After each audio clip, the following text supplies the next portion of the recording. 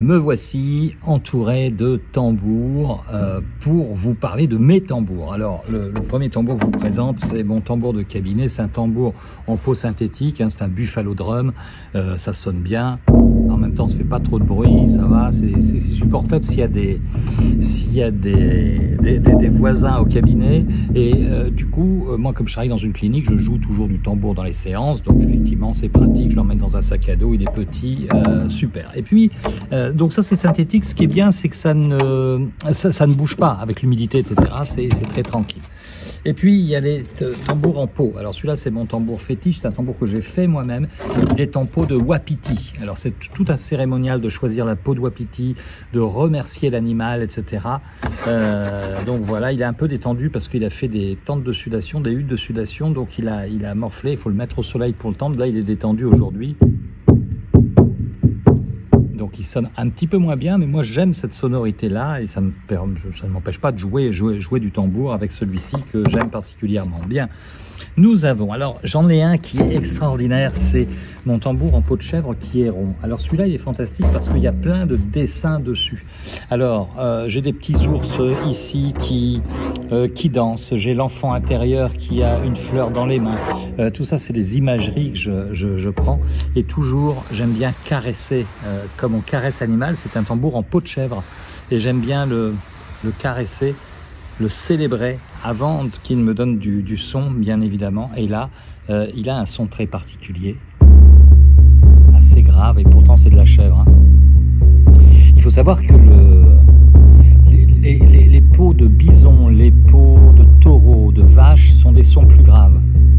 Mais celui-là, il est en cadre de cèdre, et je trouve qu'il est extraordinaire. Ce tambour rond, je l'aime. Je célèbre beaucoup avec lui. Et tout de suite, on peut faire un petit chant qui vient comme ça.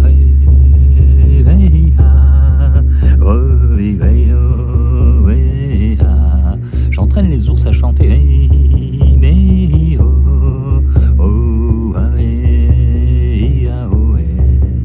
Voilà, les petits ours chantent, je peux imaginer ça simplement. Et puis, vous l'avez vu précédemment, j'ai mon tambour qui est hexagonal, et donc lui il a une sonorité particulière, peau de chèvre également, bien grave aussi, hein.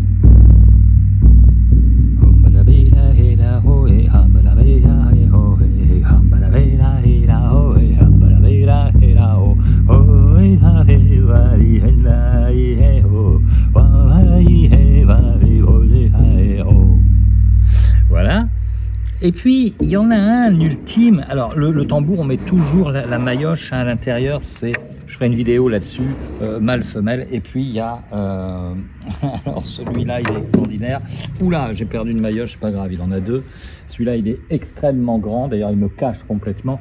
Il a un son extrêmement grave. C'est pour des grandes cérémonies. Je fais parfois ce qu'on appelle pompeusement des voyages chamaniques, mais... j'aime pas trop ce terme-là pour aller chercher l'animal totem. Où là, je le fais avec des grands groupes. Hein. Celui-là, il fait, voilà, il arrose tout le quartier et puis il fait trembler les fenêtres. Hein. Donc voilà. Puis là aussi, on peut lui faire un petit chant pour le célébrer aujourd'hui, simplement. Qu'est-ce qu'on pourrait faire comme chant, puisque c'est la puissance, c'est d'aller convoquer les animaux.